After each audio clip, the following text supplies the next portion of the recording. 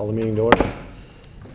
Norfolk School Committee, Tuesday, December 10th, 2019. We'll start off the meeting with the reading the mission statement.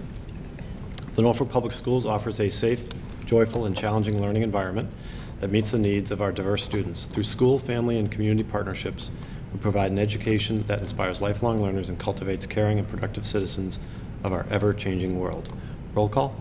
Medora Champagne. Jeff Curry. Paul Cochran. Ingrid Alarney.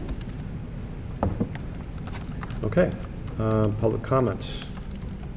Okay, next, correspondence. School gift fund.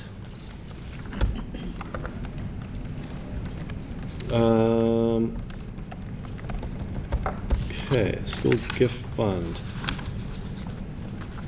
is for the activity for approval of funds by the school committee. And we have received from several different organizations amounts that I will run down. Norfolk PTO, $999. Norfolk PTO, $550. Again, $576. $819.75. $332.72. $258.35. Richard and Deirdre Crowell have donated $50. Matthew and Lisa Belak, $50. James and Marion Boudreau, $30. Stephanie Patrick, $25. And the next four are also from Norfolk PTO, $1,000, $100, $332.72, $258.35, for a total of $5,381.89. These are all towards the HOD school, and the purposes are varied. Some are for osmosis kits, STEM materials, adaptive seating, emergent photos, Kiva planks, bullying prevention.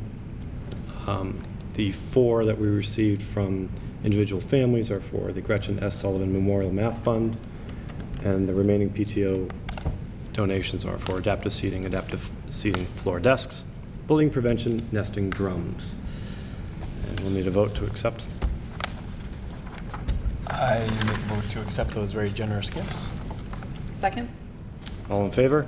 Aye. Aye.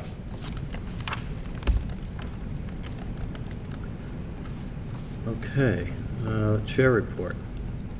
We have a thank you note from Paula Serrato. Okay. The note reads, and I'm going to have to zoom in a little bit. That's easy. To the members of the school committee, thank you so much for the gift certificate to Walsh's Greenhouse. It was an honor to be recognized by all of you. I thoroughly enjoyed my years working in our great school system. With regards, Paula Serrato. It's a very nice note, and the gift was well deserved. Okay, next is a Norfolk Community Federal Credit Union Savings Makes Sense letter. I'm not going to read the entire letter, but essentially, the Norfolk Community Federal Credit Union is looking to partner with the school, as it has in the past, provide the is it class. It's an after-school, free after-school program on financial literacy called Savings Makes Sense.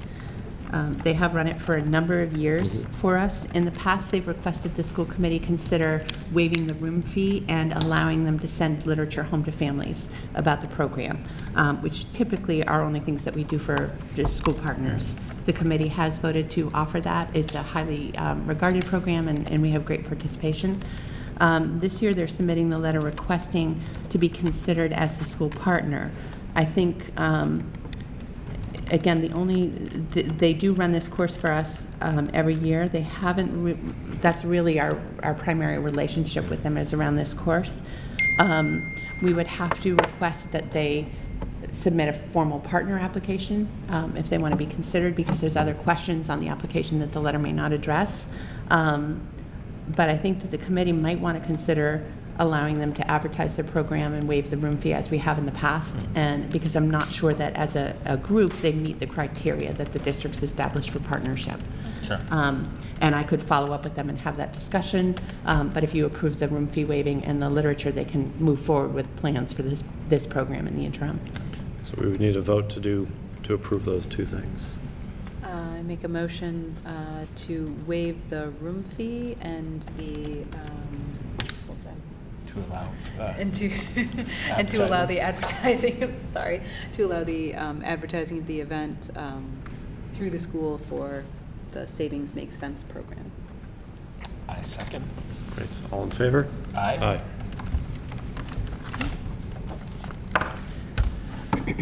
Okay, superintendent report. All right, so I have a few items tonight. We were going to do a presentation tonight of our district MCAS results. We've moved that to January, and our two curriculum directors will join Lisa Altham-Hickey so that we can talk about how the MCAS results compare to our district data and what our areas of focus for the current school year are. So for tonight, at the end of last year, I gave you a progress update on my professional practice goals. I had 4 goals that I developed in accordance with the guidelines from the state. We're required to have a student learning goal, a district improvement goal, and then professional practice goals. As I mentioned, the goals originally, as proposed, were proposed as 2-year goals, but I did complete one of them in 1 year. So I'm proposing a revised goal to replace the goal that has been completed. The other 3 are still ongoing for this second year. The goal that we included in your packet, I gave you a copy of the original goals as proposed last September. The goal that I completed was around the evaluation of the social emotional learning program and the bullying program, which we recommended a new program adoption, and we are underway with that. So I am proposing a revised district improvement goal for focus for this year. And what I'd like to really focus on is continuing in the same domain to look at fostering a safe and inclusive environment in the district that nurtures the social, emotional health and well-being of our students, staff, and community members. That was the overall focus of the goal last year, but this year what I really want to, in terms of my action steps, work on is, as we talked about last spring, we have a new mental health grant that we wrote regionally. With that grant, we were able to hire a new wellness director, and we're in the process, we hired 1 social worker, we're in the process of hiring the second. I really want to work on refining that program to make sure that we're expanding the services that we can offer to our students. So as part of that, we had to develop clear job descriptions because those are new positions for what the wellness director's responsibilities would be, as well as the 2 social workers. And then I'm overseeing and working with the other superintendents to fill those positions with effectively qualified candidates. The other thing that we're working on is developing partnerships with outside agencies who provide mental health counseling for families beyond what the school would offer. We're in the process of, we just finalized a memo of agreement with Arbor Counseling to provide family counseling after school hours on site. But we have to work with the districts, all 4 districts, to develop a clean referral process of how we're offering that services, what the priorities are, and how we're tracking the data to see how many families we're serving and what the results of the program are. So I want to focus on those areas. I also want to work to support the implementation of the new social emotional learning program here at Freeman Kennedy, which is the second step program, and as well as the new district-wide anti-bullying curriculum that we adopted through second step. With that, we are in the process of revising our entire bullying prevention and intervention plan. I have to seek public comment on that. So I would like to work on getting that redesigned and approved, and working on providing professional development to support that implementation with not just our school staff members, but also with our SAC employees and other paraprofessional staff. We also are implementing our newly adopted district code of conduct. I want to gather feedback at the end of the year from parent leaders, from school councils, from the community, and from staff to make revisions and update that as needed. And we're also working on providing professional development for the administrative team as well as for staff on supporting students from diverse cultural backgrounds in building culturally relevant practice. So those are the new action steps I'd like to propose under that goal. In terms of documentation of progress, what I expect to have at the end of the year is a clear description of the referral process for new mental health services. Also a summary of all of the data of the number of families we've served, the program outcomes, and feedback from participants. We also want to develop, I'm sorry, I skipped an action step, but preventative wellness programming that meets the needs of our community and our staff members. So we're in the process of evaluating and developing that. So I will have a summary of wellness program offerings, some participation data, formally adopted revised bullying prevention plan, and some baseline school climate data so that we can start to measure the impact of our social emotional learning programs. We are intending to participate in the MCAS climate survey data, and we'll also be reviewing and looking at our bullying incident reports to track progress and to see if we're making a difference through the implementation of those new programs. Great. Excellent. Is this a 2-year? I only wrote it as a 1-year goal because then all the goals I'll update next fall. Great. Okay, so we need a vote to accept Ingrid's revised goal. I will vote or nominate to approve the revised goal. Second? Great. All in favor? Aye. Aye. The next item is just an update. I haven't been asking for any comments afterwards, so I'll make Speak that up if you adjustment. Every 6 years in the past, the district has participated and is required to participate in what's called a coordinated program review. And that is with the Department of Education, and they review districts' compliance with both federal and state laws and regulations, primarily focused on special education law as well as civil rights. They've revised the process a little bit, and what they're calling it now is tiered focused monitoring. And the CPR process looked at hundreds and hundreds of standards. They've decided at the state level they're going to break that into 2 rounds, and they will evaluate districts every 3 years on half of the standards. So they've taken this; it's the same review, but they've split it. Instead of once every 6 years, they're looking at half every 3. We are selected for this year's tiered program focused monitoring. And we are going to be, they're going to be looking at, for our district this year, our special education programs, our processes, and their compliance with both the IDEA regulations as well as our Mass State special education guidelines. They will look at some selected civil rights standards as they apply to special education and equal access to district programs. They haven't decided yet, but they will probably fold the ELL and the Title I reviews into this first round. 3 years from now, they'll come back and they will do the audit of the civil rights, which will look at HR as well as general civil rights policy and time on learning and all of those other standards in the second review. I included in the packet just some information from the Department of Ed of what the tiered focus monitoring looks like.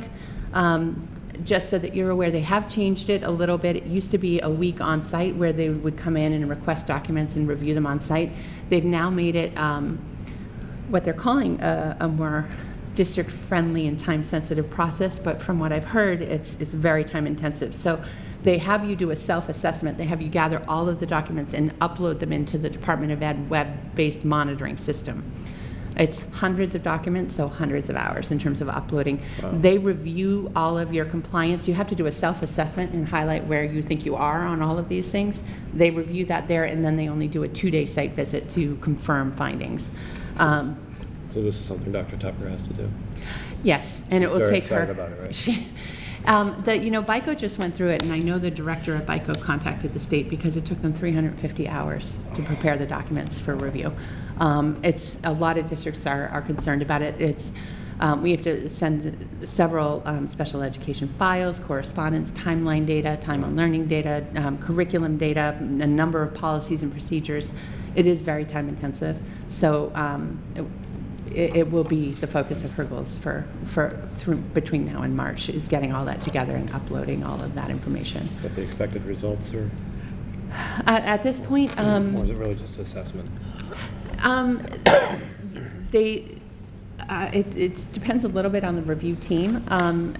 We work really hard to make sure all of our programs and policies are compliant. Mm-hmm. They typically do have some findings for every district, and it can be, you're missing a phrase that's changed in the law from this policy. It could be, in some districts, it could be you're not meeting your timelines for, getting an IEP out. I mean, we monitor that internally, so I think for the core parts of our program, we're in good shape. But I can't say there won't be any findings, because most districts, they come away with something. Our last CPR, we didn't have any findings, which was really unusual. I haven't heard of many people having that result, and that was when they did everything. So it depends on your visiting team, and if you want, you can go on the Department of Ed website. Every district's report is available to the public after the draft period. When they have findings, you have to file a response within a certain period of time. Sometimes it's just minor changes that you have to make. Sometimes for some districts, there's more intensive work that has to happen. So the final report, we have to have everything uploaded by March. They will do the review this spring, and they'll probably not come to do the on-site work until the fall. So we should have a preliminary draft report for the committee to review early in the fall, I would say, probably October, November. Okay. The next thing you have in your packet is a request from Trish Kelly, our Director of Technology. This is, we have currently 50 iMac desktops that are from 2011.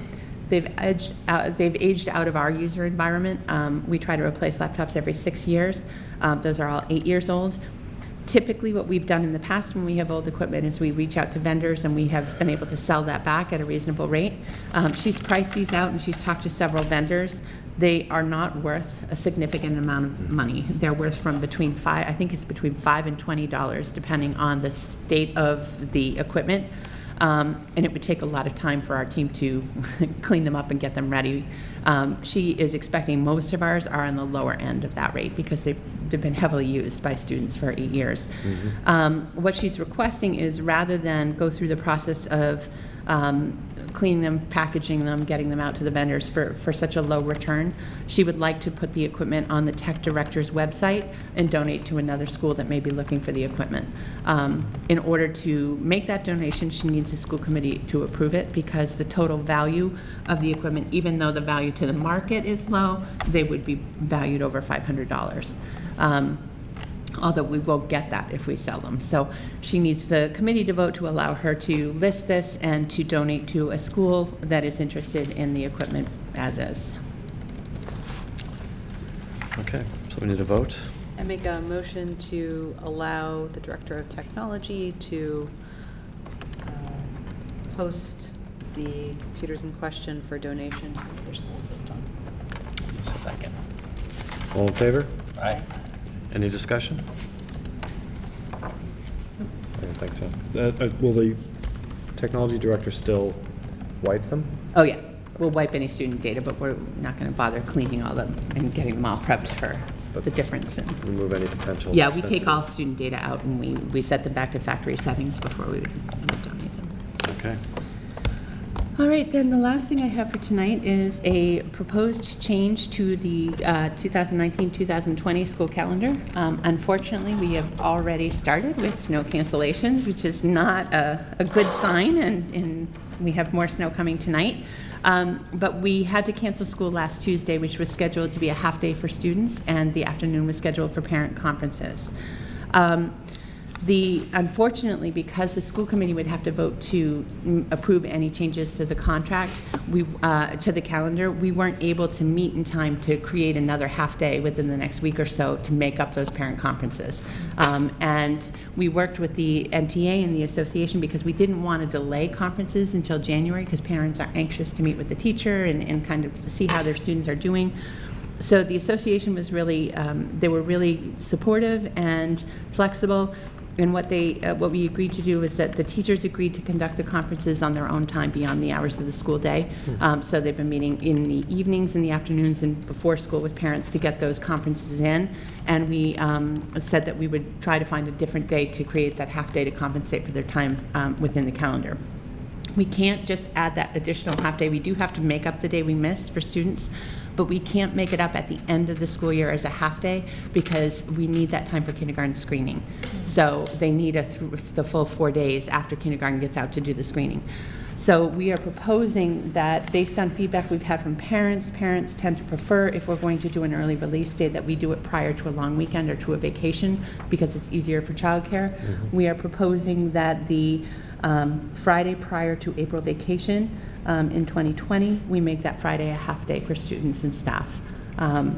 That again allows for families that are going away for vacation. It's easier for childcare. It's far enough out in the calendar that I can try to work with the Department of Recreation because what they've been able to do is support the district in offering rec activities on that day to help parents that have childcare challenges. That would give them enough time to look in and possibly be able to offer something. So we are looking for a vote to approve the change to the calendar. That is the only change, with the exception of we have to add the last day of school. Moving from Friday the 12th, it would now be Monday the 15th, and that's to make up the snow day. Well, it's probably not going to be the last snow day. No. Unfortunately. Okay, do we have a motion? I make a motion to accept the proposed change to the calendar. Second the motion. All in favor? Aye. Any discussion? Is Holmes on board with this change? Yeah, I will talk to them, but they don't typically have trouble with the midday run. It's the morning and the afternoon, so. It wouldn't conflict with the middle school or high school, just in Not the event. unless they had a half day, and I don't believe they do. Okay. Because they overlap in the morning, they do the middle school, then they do our run, and they're usually very flexible midday. So now that it's approved, I will make sure that we're all set with that. Great, And we will also send out notice to parents so that they have plenty of notice to plan. great. Well, I think it's a good idea to help to kind of coordinate with Norfolk Rec and Yeah, I will definitely reach out to them now. That's and see. good. They've been able to, and they've had very high participation when they've offered things on half early release days, so Good. We'll definitely reach out to them. great. Okay, that's all I had. We're on to committee. Okay, committee reports. KP? So we met last night, a rather long meeting. The main topic of note was we had update on the late start exploratory committee. It looks like the cost of bus transportation would likely double if we were to explore this and keep the elementary schools and the middle school and high school on their own schedule. So I think there was still a desire in the room to explore that from an RFP standpoint next year, to see if maybe there would be some cost savings that would be realized. I think off the table was the idea of doing nothing at this point. So I think they want to move forward with exploring this further. So go alone in that doubling of cost would be explored again as part of an RFP, but I think in the shorter term, Mr. Zinni will be coming to the supers of the 3 different elementary districts and the committees themselves to discuss possibilities for switching start times and how early could people go and what would that entail in terms of just starting that exploration and deciding if any of the towns have an appetite to do that. And I think that would also involve at some point putting a price tag on that as well. So, what else was discussed yesterday? Do we subscribe to the American School Board Journal? Do you know offhand? We do not. At the elementary level. Okay, all right. That came up as a subscription renewal, and I wasn't familiar with it. I'm not sure if one of the other districts does subscribe to it or not, but they have it for sure for the middle and high school. So, Was it in question whether or not they wanted to re-subscribe? Or I think there was a question about whether or not people found it useful, and I wasn't familiar with it at all. And then it seemed like maybe some of the elementary districts, I'm not sure if at least one of them did receive it through there, but we weren't going to have the elementary reps receive it, but I'd explore whether or not we should have been doing it or want to be doing it, so. Yeah. I suppose more of a question, I don't know how helpful the journal is. We have several others that we subscribe to, Okay. and that the administrative team really like. We Okay. do get Ed Week, we get the Marshall Memo, Okay. and some other, we're part of NASDAQ, so we get their publications as well. Okay. I would have to talk to Paul. I'm not, I've reviewed it, but it hasn't been particularly helpful. Okay. I All right. find the others just as That sounds worthwhile. fair, that sounds fair.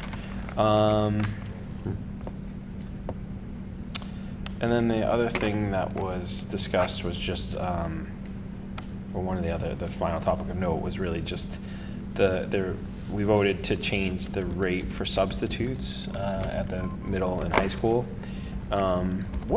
Just out of curiosity, what is our daily rate? We just voted to increase it last month at the school committee Oh, okay. meeting. All right, I missed that meeting. And I'd have to go back to see what it was. I think it's 105, I think, for Okay. All right. teachers. That sounds in line with what was discussed. I think KP was at 85. Maybe it might be 90, 95. I'd have to Okay. check. We went. For January, they're going to raise it to 95, and then in the following year up to 100 or 105. So that sounds in keeping. Yeah, we had compared with the other, because we are all struggling with the substitute shortage. Okay. And we had raised ours to be, oh, you have it, great, thank you. So we raised the teachers to 95 a day, Okay. the nursing to 125, the paraprofessional to 83 a day. We had to up the paraprofessional to be compliant with the new minimum wage law in January. Okay. And then we wanted to keep the rest comparable. Okay. So I think we'll be right at the same rate as KP. Great. And yeah, that was it for me on all that. Great. Great. As far as the school start, just to, when we had the initial planning meeting, all three elementary superintendents were there, and we did share our significant concerns about the cost increase with the busing.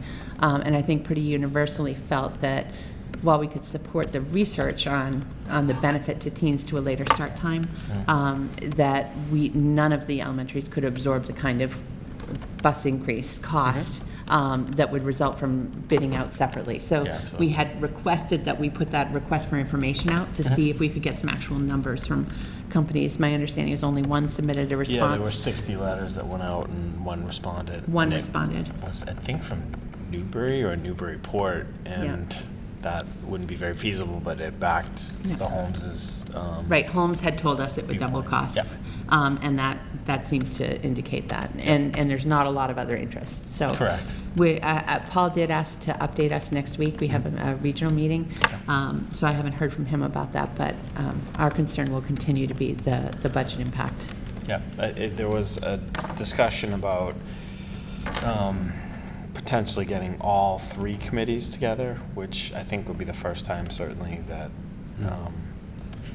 that I would have been involved in something like that, and no one else was familiar with that having been done before. So Right. The chairs from all four districts have met before, but we Yeah. haven't had a mega school Yeah, committee exactly. meeting yet. Yeah. A full rumble. Yes, that's it. Yeah, so that's it. Okay, policy subcommittee? We didn't meet this month. I don't think we met last month either. I don't know if we have anything to discuss right now. We just have the second readings of the two policies. There were no changes recommended from the first, and that was on student travel regulations. We added the additional information to that for transportation and trip scheduling, and then for public solicitation in the schools. That's also a second reading, and there were no changes from the first. Okay. Okay. Moving on to new items. We have a NTA, school partner application renewal.